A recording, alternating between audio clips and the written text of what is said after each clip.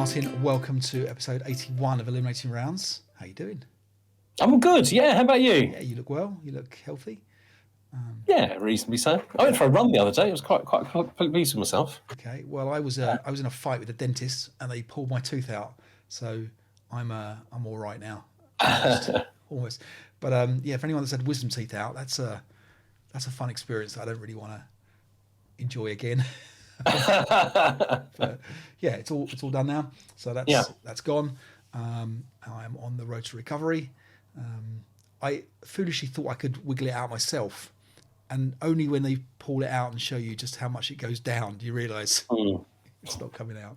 But anyway, we've been playing a scenario from the Director's Pack, the EC Liberating Bukovina. That's right. We're going to talk about that today. Yeah.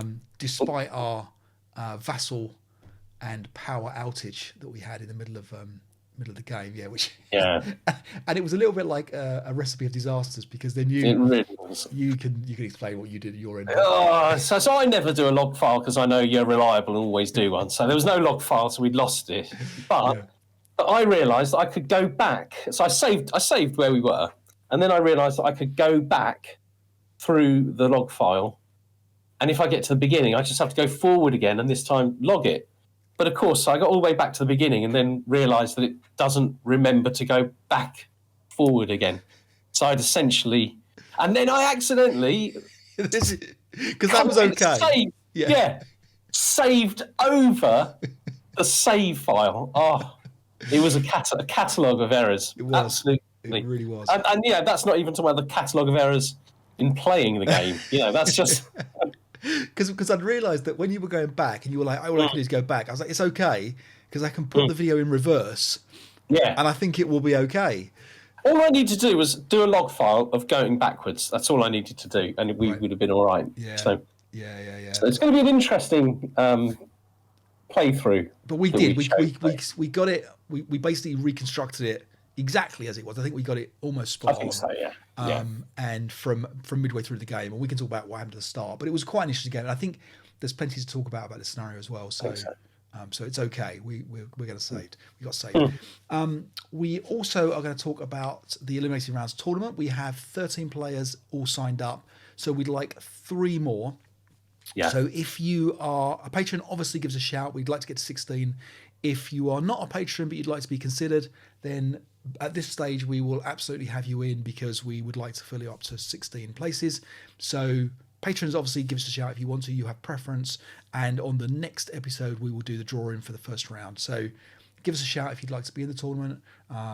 We've got, like I say, we've got 3 places left to go, and obviously quite a nice tournament now, isn't it? We've got a variety of people around the world, of different types of people. So get to meet some interesting people. And we want Tom to not win this one. He sent a picture of the because we didn't see it. Ian Willie did the amazing figurehead, and then sent it on to Tom directly. So we didn't actually see it. So we've got a picture of it. So I'm going to put a picture up here now. Oh, you've seen it already, have you? I drove up to see Ian. Yeah, so I saw that's right. Yeah, but he hadn't got the plaque ready, had he? That's right. That's right. Yeah, so, I thought I was collecting it, but no. Yeah, no worries. But we saw it. That's fine. So we'll so there's a picture of that, and the other thing we're going to talk about just afterwards is our Patreon giveaway. We'll go through that, and also the pack that's going to come out. Now we've got a Norway theme. We've got a legitimately Norwegian player and scenario designer working with us as well, and we're going to talk to you about the maps that we've got going. And I did say maps. We've got 2 maps potentially. Yeah. And there's this amazing book. I mean, it's literally falling apart. Right. But these were commissioned by the government, the British government, after the war, these books, to tell us sort of a semi-official history of the war. And it's incredible. The writers were given full access to official documents. And it's really detailed. So it's called... this one's by Christopher Buckley. And I've just emailed you a PDF version of this, because it's long out of print. It says, printed by Her Majesty's Stationery Office. Called Norway, the Commandos, Dieppe, and it's about half of the book is about Norway, and then there's a bit about Dieppe, and then it's a number of commando raids described in detail. Right. Nice. Fantastic book. For a scenario designer. Yeah, exactly. So we are going to talk about that, and the pack is going to be fairly unique in that we decided that what we're going to do is we're going to do 10 scenarios, and they will be self-balancing. So this is the first ever time that we will publish additional scenarios that will effectively manipulate themselves to try to ensure that subsequent play-ins are more balanced than previous ones. Now, we know that's an impossible task. We know that the dice change it. We know that if something is balanced for very, very good players, it may not be balanced for very, very poor players. All I'm going to say to that is I have a maths professor working on this problem. Okay. Yeah. That's all I'm going to say. I think it's going to be good. We're going to try to get them balanced. But the thing is, every pack you look at has some that are out of balance once they've had 100 playings, don't you? Yeah. And this will have scenarios, no doubt, that are pretty good right from the outset, but they'll be self-correcting. And the other thing that I'm going to do at some point is I'm going to add an extra field on the scenario archive to talk about the perceived balance of scenarios. So you will now be able to, as you can rate them, you can also say now whether you believe they're balanced or not. Now, that's because actually you've played every single scenario you've ever played against me was unbalanced against you, wasn't it? And I still won. About perceived. Yeah, but it is interesting because, and I don't know whether or not. I mean, is anybody? I'm sure they are not, and I don't mean this in the wrong way, but like it's very difficult to say that scenario is unbalanced against you when you've won the scenario. It's a very tough thing to say. So I don't know whether we wouldn't get the right kind of data back if we add it on the play-ins, but if we add it to the scenario itself, it feels like it's a bit more detached from the play-in. So I feel like it should be at that level. And in theory, it's, of course, this is not true for the newer scenarios if they're going to be dynamically balanced, but it will be a static thing. So, for example, it doesn't matter how many times you've played the scenario, it's either balanced in your view or unbalanced in a particular way. And there's a swingometer. And then we can start to kind of get an idea for whether the scenarios are balanced or not. And maybe, who knows, but maybe that value is actually more important than the win-loss record of a scenario itself. And I think, arguably, that's what we've got to get to. We've got to get to that point where we consider. You're right. You're on the phone. Yeah, no, I'm absolutely fine. You carry on. Okay. You can. I'm doing. People won't even notice I'm doing this. So okay, that's the plan anyway. So right, on to liberating Bukovina. See, I'm on it. I know exactly what we're doing. You are.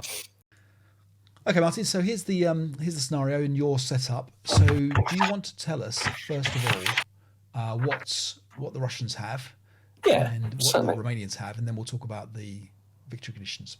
Yeah, certainly. So the Russians start with 10 squads. Half of those are conscripts, and the other half are first-line 447s. They've got a medium machine gun and a couple of leaders. And actually, the single-man counters are sort of significant as we go along. There's also an anti-tank gun, only a 37L, but it's plenty big enough to take out the vehicles, the tanks that you've got. And there are two tanks that come on. Did we work out what they were? These are BA6s. They're armoured cars, aren't they? Sorry. BA6s. BA6s, there they are at the bottom there. Yeah. Okay, all right. And so the interesting thing is, the Romanians the Romanians come on with a whole bunch of cavalry troops. They've got a bunch of 447s that will be coming on with them. And their kind of main force are 3 little AFVs with little coaxial machine guns, a set of 347s on motorbikes, and trucks, and they all enter on a road hex on the top board. The cavalry units must set up mounted on the top board as well. And the idea is we've got to clear out this entire 4-hex radius area, and then we've got to get a number of points off of the bottom edge of the board between these two victory conditions, on or between. Now, the interesting thing about this pack, as people probably know, is that they you have to basically bid for sides based on the victory conditions. So the victory conditions here are how many points are the Romanians going to get off, and the person who bids the highest gets the Romanian. And you bid between 7 and 14 points. Vehicles don't count, so the question is how many are you going to get off? Now, when I looked at this, I thought there was enough Romanian troops to clear out the vehicle, the village, and it would be okay to get these vehicles off. And I thought, okay, that should be okay. I can do that. Of course, didn't read the victory conditions properly. It's only infantry that counts. Coming off. So no prisoners and no vehicles will count.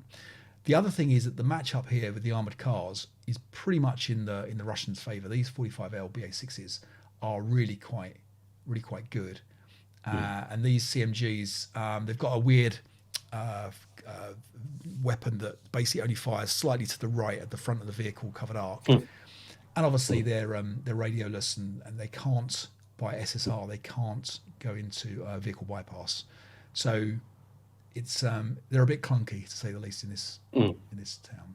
So I bid 11 points for the Romanians. Martin, you bid 7 points. So I took the Romanians. And basically my setup, which I can't really show you because we've lost it, but was to have the cavalry set up relatively en masse at the front row. And the idea was, first of all, as Martin would see when I was setting up, I set them all up on the left-hand flank, and I was going to run four squads straight off the board, because you can almost do it. You can definitely do it in 2 turns before these tanks or the armored cars get on the board. And that would pretty much guarantee the exit victory condition satisfied. The problem is that the cavalry troops are the stronger guys, and these are the guys really needed to help clear out the town. So I had a change of heart and decided, okay, I would push through with both, and then hopefully win it quick enough, and then be able to kind of get stuff off, potentially with the motorbikes, and maybe not. So that was mine. Now, Martin, you set your leaders up away from your machine guns, which is quite unusual. So why did you do that? Well, there is a special condition here that if at any time there are no good order single man counters, that the LR drops to 0. Right. Actually, that's not entirely true, or nor mobile Russian AFVs. Right. But yeah, I thought keep them safe. But also, I thought, things are going to break. I'm going to have them back ready to try, rally duty rather than directing duty. Right. Especially the 80. I mean, there's he doesn't help much. Yeah. Now we also get 3. Or the Russians also get 3 wagons that they can put. Now you weren't sure about what to do with these and whether they were any use, and we had a chat about that, and we're going to talk about that after. We'll talk about that at the end. Yeah, we do actually. Yeah, we sort of put them on, but don't use them for anything. That's right. Yeah. Okay. All right. So now let's flick over to where we've got the reconstructed game after about turn. I think it's turn 3, the end of my turn 3. I think so. We'll show where we've got to there. Okay, so this is now turn 3 for the Russians. So we've missed 2.5 turns. Basically, you can see that the Romanians made quite a good progress here. We've declared no quarter, but we've captured some prisoners in close combat, which is actually a little rule that we had to double check, wasn't it? That whether you can capture. I didn't know that at all. Yeah. Obviously, against conscripts, it's always useful to be doing that, just because it's a little bit easier to get through them. Obviously the -1 for the capture attempts.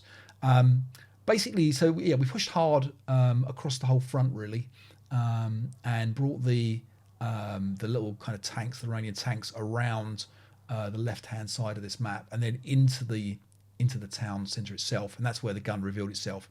At this point, I was still thinking I could get these tanks off as exit victory points, and then realised, thanks to you, Martin, actually, that they weren't going to count anyway.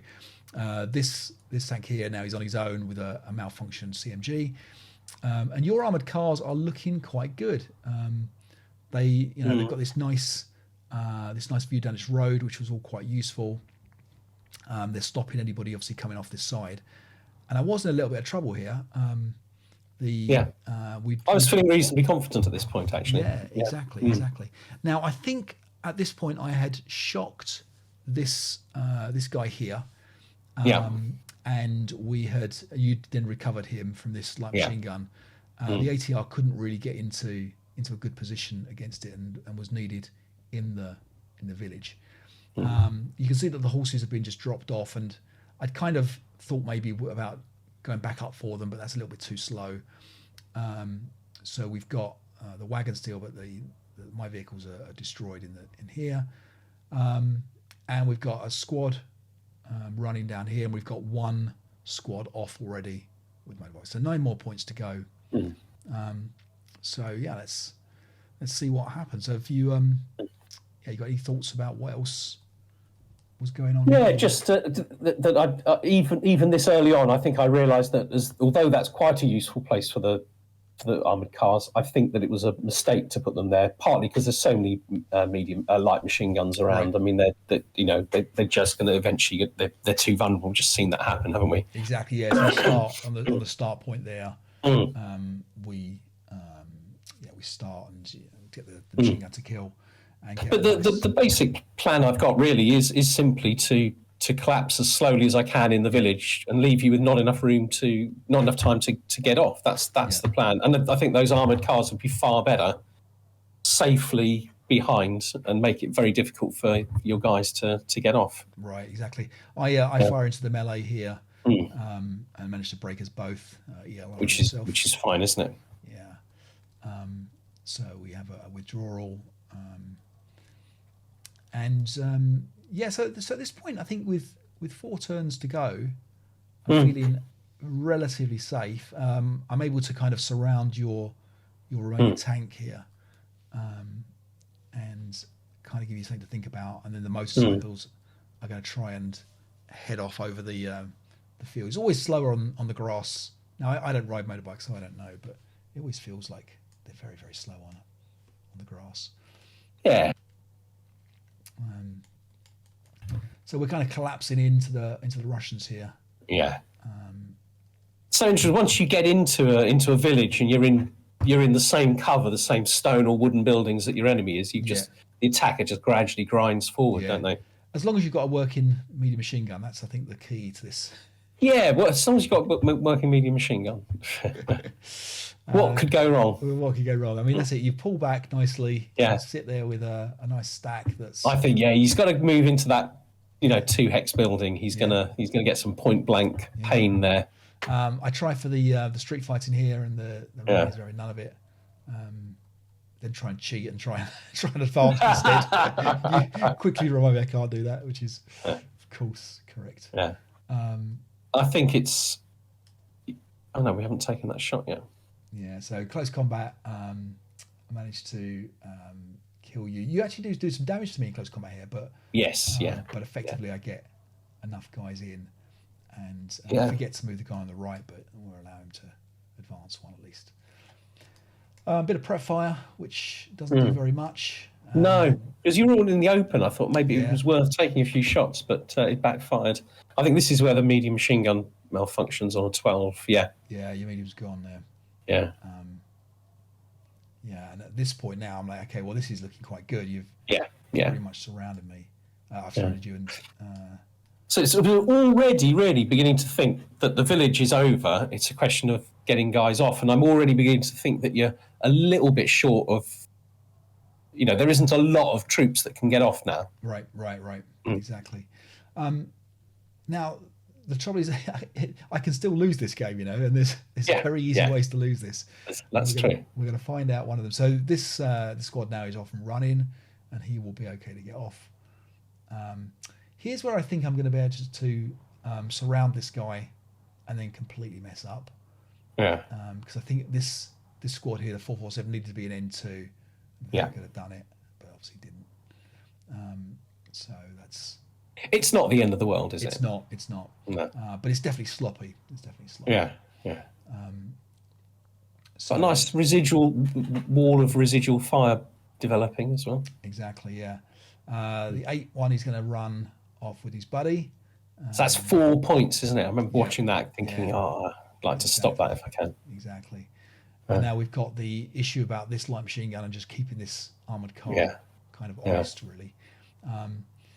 And you can see that this is if this tank, this armored car gets away, it's gonna do enough problems.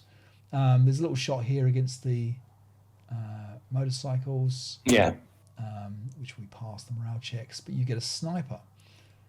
Now we talked about whether you were going to move this. I should have moved it. Yeah. And it just feels so wrong to move a 1, doesn't it? Yeah. And there's several times. Excuse me, sorry. That in my gaming career that I've thought, I definitely should move it, and I've never never been able to bring myself to do it. I thought if you'd have brought it down here somewhere in the south of the battlefield, that would have been 100%. It only needs to like pin one guy that you need to get off, isn't it? Yeah, exactly. Yeah. The motorcyclists are off. And in fact, there is another activation as well. There is. There's a significant one. So we have 2 squads now out, 4 points, so 7 needed. We do a little bit more advancing. We try to run the gamut with this anti-tank gun that then starts to think about intensive firing, but doesn't do damage anyway. And I used the prisoners to kind of get a little bit thinking that I was going to surround this guy, but of course it's not enough really to at least eliminate that guy. And then we get another sniper. Yeah. And the sniper lands on possibly the worst hex, I think, in terms of up at the top here for this leader. So, of course, we will see what happens, but we know what's going to happen. The leader gets killed, and the squad then fail the lost leader check. Yeah. And now we've got and then you've got the potential to have good order, unarmed troops on the loose. Exactly. Well, and even armed if you beat them in close combat. Well, that's true. Yeah. So you've broken a couple of guys here, but they're able to rally a breakaway here, which is another problem. I've got to sort this out. So meanwhile, we're running away.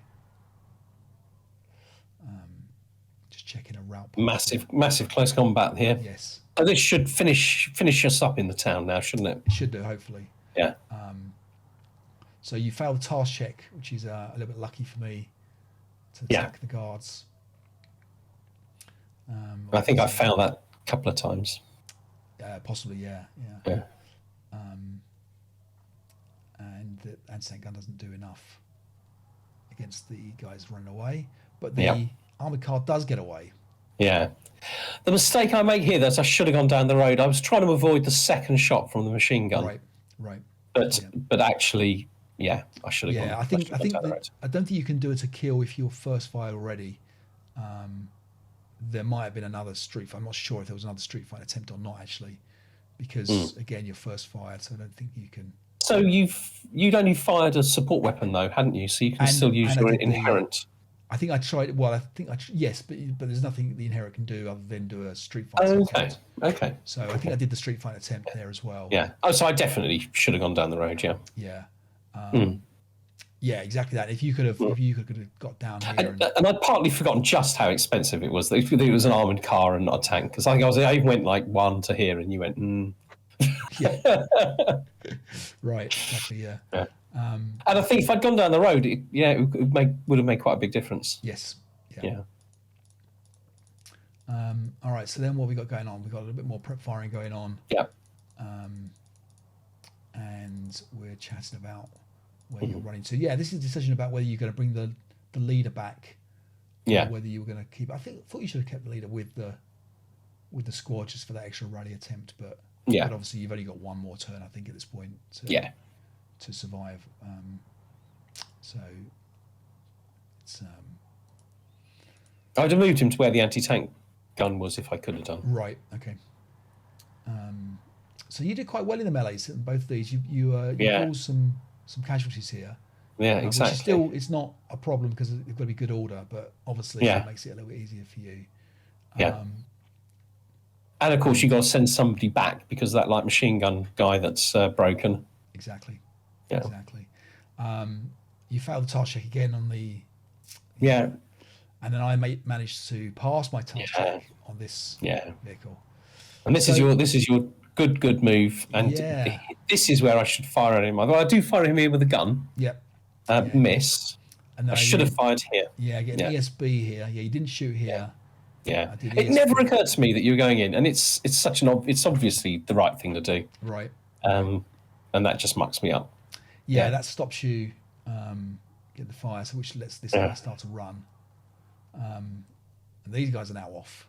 Yeah. So now we've got 6, 7, 8 points off, and then 9, 10, and 11.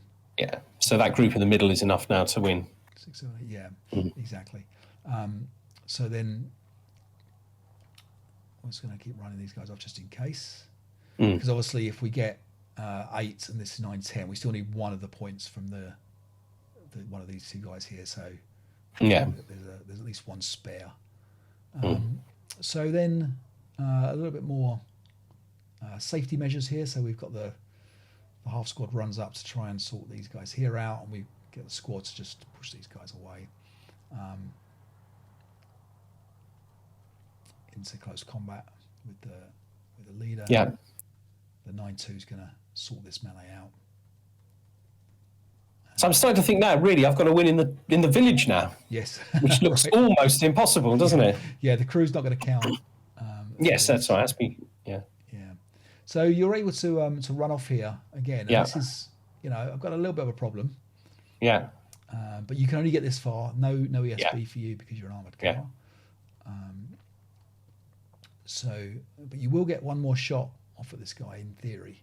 Although worst case, for example, if this tank doesn't move, I'm coming into N8, and you're turning your covered arc. So in theory, I think you should turn your covered arc at this or the end of the advanced phase here to basically point the N8 hex, and then you at least get one more. But he can go through P8 as well, can't he? Oh, of course, right. Yeah. See. So there's the advanced fire shot, which didn't do anything. Yeah. I think I failed the task check again on with oh no, you got some other guys with the prisoners now. Yeah. And has it happened? I think it's happened. What's happened? Yeah. I won the close combat. Oh, in Q4. Q4, yes. And suddenly, you got a little bit to do again. I have indeed. Yeah, exactly. Definitely favours you. I mean, you should be okay, but there's it just gives a little bit more juice into the game. Yeah, exactly that. So at this point, I potentially, if the prep fire shot doesn't work here, and in theory, if I get ambushed or whatever, then you're out and you're good. So this tank does the kind of sitting on top of your tank. Yeah. You think about the shot there, but I jump on top of the tank. Yeah. And manage to stop that. And we get the.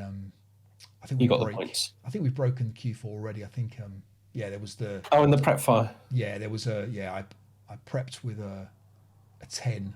I got a 10 on the 16 column, isn't it? For a normal morale check, and you rolled an 11 and an 11 on the 2 morale checks for your 2 guys, and then obviously these guys get away. So it was a good little game, wasn't it? It was. Yeah, it was. It was a good game. So we had quite a chat, didn't we, at the end about the wagons? Yes. Yeah. And really, there were 2 potential uses because we had 3. I think the Russians had 3. You can use them to reposition the gun, but I think that's probably slow and cumbersome and difficult under fire kind of thing. But I think it might have been reasonable to load the medium machine gun and the squad and maybe the 8-0 leader onto it or something and to send him back towards the goal, because you've got that sort of somewhat narrow space. It's not that narrow, it's 10 hexes, but things coming from different directions. Yep.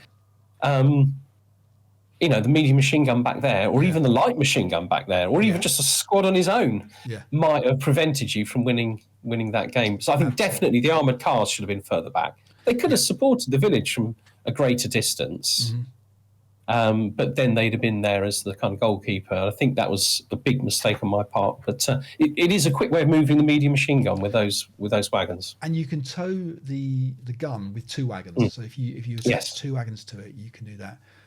Unfortunately, you can't, as you did ask at the start of the game, you can't do an overrun with the wagons that you were thinking about. Do you know what? I thought it was worth looking into that. But not allowed. No wagon overruns. But yeah, you're right. There was, and I know halfway through the game you were talking about whether you should be pulling out of the village completely, and then maybe you just or not completely, but maybe. I think definitely not completely, but I think in some force, if it was safe to do it. Because you've got other roads to cross to get off, haven't you? But the risk would be that instead of you just having enough troops heading off, is that you end up with a wave of troops You know, you can take the village quickly, and it's everybody's. I wouldn't be able to stop everything. Yeah, but exactly. It's a game with a little, which could be played differently, and there's a lot of nuance. Absolutely, and not similar, but not dissimilar from the to Ashes that we played, where there was cavalry, there was motorcycles and stuff like that. And I feel like I didn't play this in the spirit that it's intended, where I was just basically jumped off the cavalry, at the kind of like the corralling area kind of thing, and just kind of jumped in, because you could definitely use that to get around.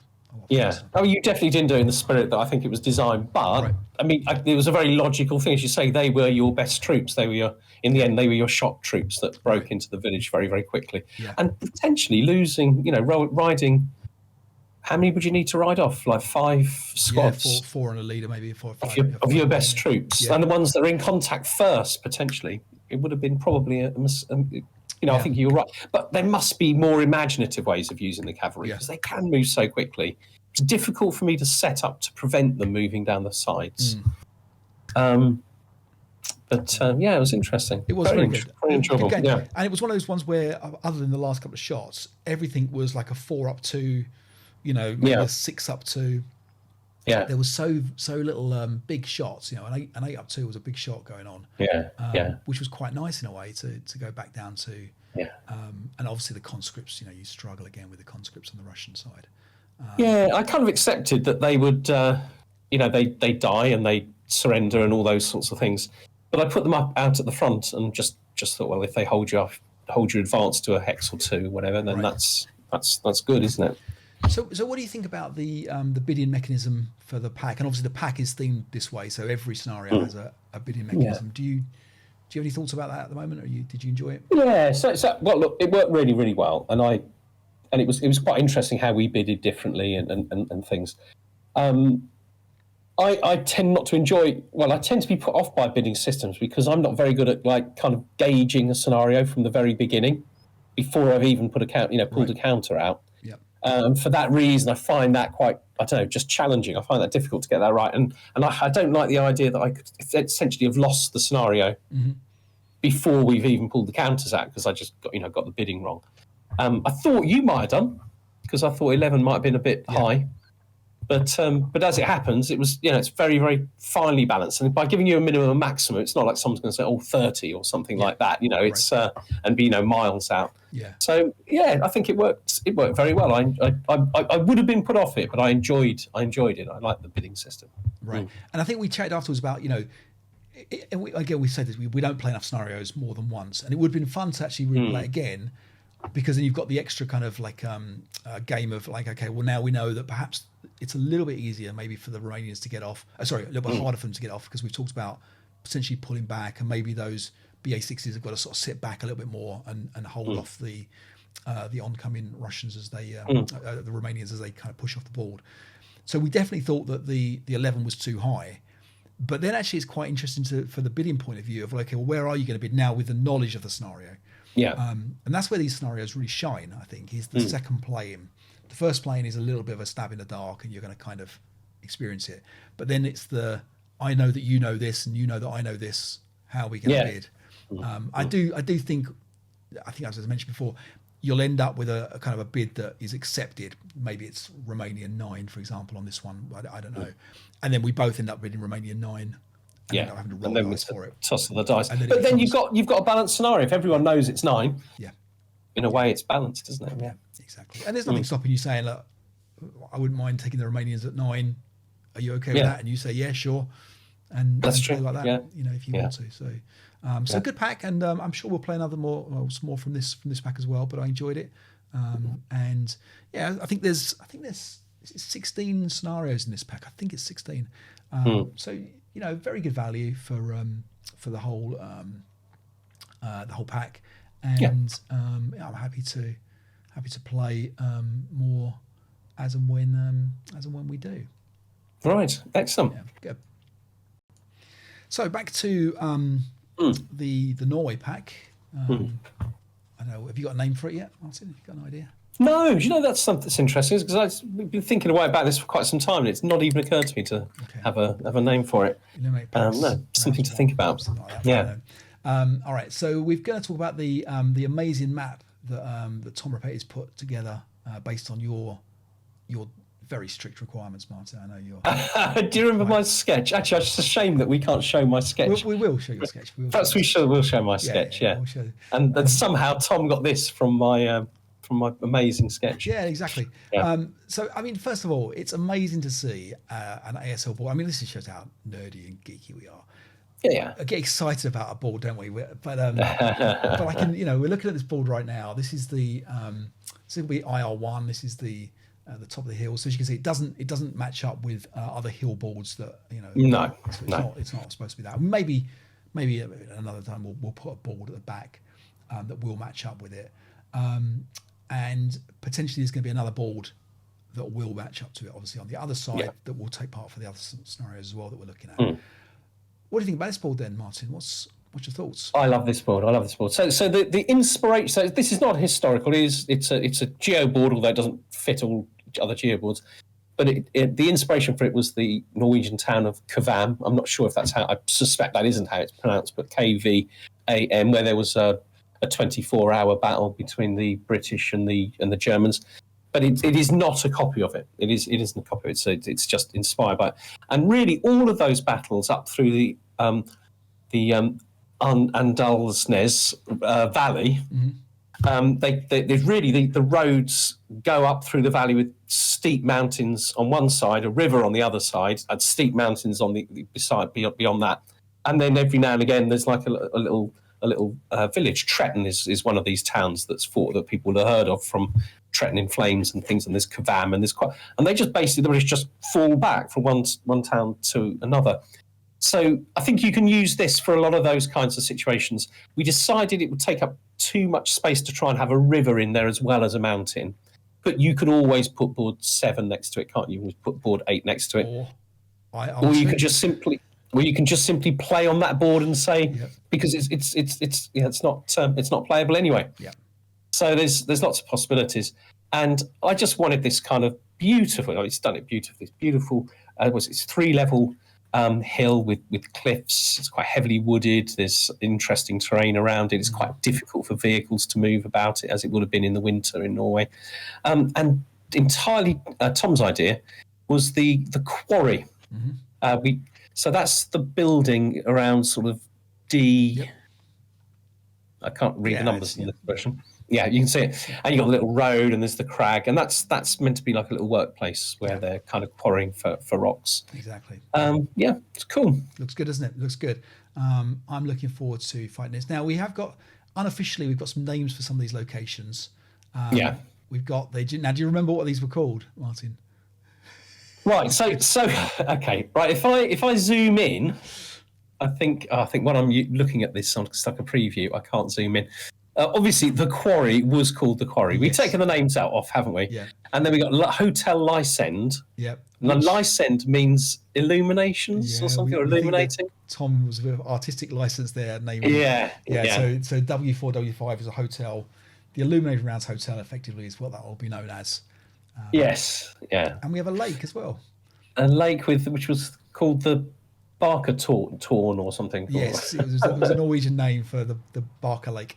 So we've got all that there as well. But we took the names off just to make it a little bit less cluttered, because it's quite a busy map. And also, we don't want to accentuate the fact that it's a fictitious but based on exactly. Yeah. So we're going to have a whole bunch of scenarios on this one and on other maps. Yeah. It's going to be a pack of 10 scenarios. It's going to come out this year. I mean, it's easy to say in January. We can say that. It'll come out this year, I'm sure. This year. Self-balancing pack. Yeah. Patrons will get this for free. Other people, we will figure out a price and everything. Not sure yet whether we'll print any copies of the map and print scenarios.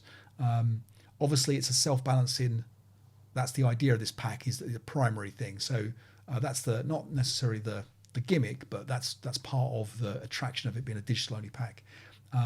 But I'm sure that we can potentially think about printing this map as well, and seeing about how that. But obviously that adds costs and things like that we don't really want to. It might be that we just sell it electronically in a version that people can print themselves potentially. Exactly. There's also a winterized version. There is a winterized version, and here is the winterized version up on the screen now. which is beautiful. It's incredible, isn't it? It's a thing of beauty. It's incredible. Now, do you expect, this might be the stupidest question I'll ask all day, do you expect all the scenarios for the Norwegian ones that we'll be doing to be with snow? Is that I don't think necessarily. So, I mean, the campaign. I mean, if you think about the Norwegians are fighting longer than the British are. You've got.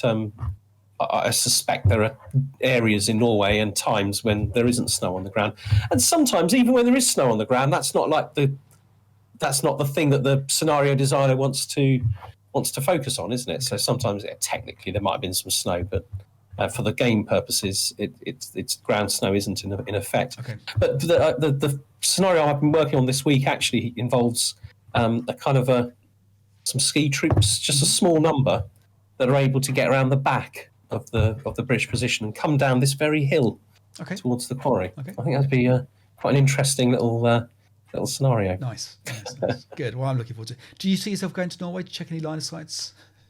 Well, I have been to Norway. Okay. Been to Norway a few times. Okay. I used to go skiing there every winter, but no. No. Okay. Maybe is the answer to that. No. Let's not rule it out. Yeah. Okay. All right. Good stuff. So, Tom, amazing stuff. Our potential scenario designers made stuff. If people are interested in designing a scenario, get in touch. Get in touch with us, definitely. And we should mention that we've got the Norwegian guy. I'm not sure how to say his name because we haven't spoken directly to him yet. But it looks like something Oyvind or something like that. And he's designed a scenario already, hasn't he? Which is based around some sort of a raid on a factory, I think, sort of a heavy water factory. Yes. So yeah, we're going to very exciting stuff. Yeah, exactly. So they're all coming together. All right, good stuff. So to talk about the next part, which is our Patreon giveaway, we asked people to name some areas on the maps that they kind of considered. Let's take a look at some of those. So first up was Dave Moresk, who decided that Ball 10 Y5 is the War Memorial Fountain, which I think seems quite nice, doesn't it? It's, yeah, absolutely. That's traditionally where everybody parks a tank, so it's hull down, isn't it, to anything. That's very true. Now, presumably it'd be a First World War war. Presumably, yes, because that's right. When you park your tank there, it's not. And do you know what I like to think? Do you know if you go around Normandy in particular, it's like just because I've been around Normandy, they do occasionally go into a town and there'll be a big Sherman tank or something as a sort of war memorial of sorts. Or I can imagine a big tank in the middle of there as a part of a World War II war memorial, crushing the World War I one. No, hopefully not doing that. But very true. Yeah, that was the. This was the place I remembered, and it drummed into me that the bow machine guns don't fire over the walls. I remember having a tank. I can't remember if it was one of the Joseph Stalins or something in there, and I needed to fire the bow machine gun at some infantry that were coming at me, and being told no, you can't fire that, and being very hopelessly stuck against. It's cool how you can actually see right straight down all three roads from that position. It's quite a good position. Pretty imposing, isn't it? Pretty imposing. Yeah. Okay, that's absolutely fine. And then Richard Webb, we have. So you had three. Yeah, the Chateau. So I'm just going to share this with viewers that you've just admitted to me that in 30 years of playing ASL or whatever it is, you've never noticed that's like a mansion type board. It's weird, isn't it? Like I see it now, like as if it was a satellite photo of the area. But bizarrely, I think I've always just seen it as like, I've got some walls to get across now. I've got some trees. There's a bit of orchards, But now looking at it, it does really seem like a big chateau. So I think that is the idea. Yeah, and actually, it's quite nice because it's the chateau grounds and everything, isn't it? Giving it some thoughts, some thought. There's not that many scenarios that actually play. So I did look. There's 198 scenarios that play on this one, including the notoriously bad ad hoc at Bahrain's that I remember hating. I don't think it's important. The chateau's important in that, though, if I remember rightly. That's true. I might be wrong. No, but. Yeah, so this was named by Richard Webb, wasn't it? The Chateau. That's what he calls it, the Chateau. And you might notice that I've done it in French on the board there. I did that without Googling.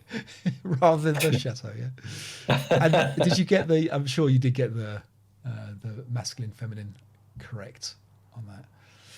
Do you know what? I think so. But I mean, it's 50-50, isn't it? Always. So anybody French, put it in the comments. No, I'm pretty sure it's Le Chateau, not La Chateau. Okay. La Chateau just doesn't sound right, does it? Doesn't.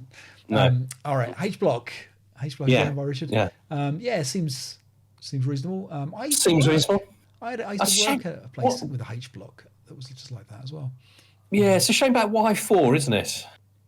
Yeah, I kind of feel, but actually, I think if it wasn't for Y4, it would look more like an I, on the side. Now, what scenario does this always remind you of? Right. Okay. So, well, I know the one it reminds you of, but it's not the one that first comes into my mind. So the one, it's number one, isn't it? The fighting withdrawal is the one that you think of. Exactly. But actually, I think of the one that I played with Legion, which is in. Oh my gosh, I can't remember what it's called now. I can't remember now. But it's actually the Germans defending against the swarms of American troops and tanks. Okay. Aachen. Okay. It's one of the early Avalon Hill ones, and it's a really, really good scenario. Okay. All right. But yeah, to me, it just looks like fighting withdrawal. Just of course it is. Yeah. The Russians hidden up in that K4, the medium machine gun, and then we've got the fish factory. Yeah, excellent.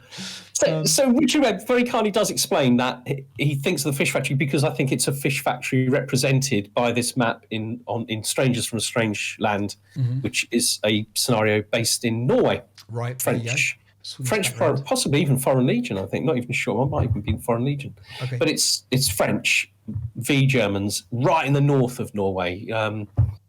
Isn't it right up in the Arctic Circle kind of thing? And you have a fond recollection of this building as well. For what reason? You get very excited about this rule. Yeah. So this is, I think, one of the few times that we've had the scaling rules, and I think they only give it to them because there's one, or is there two? There's two or three stairwells, isn't there?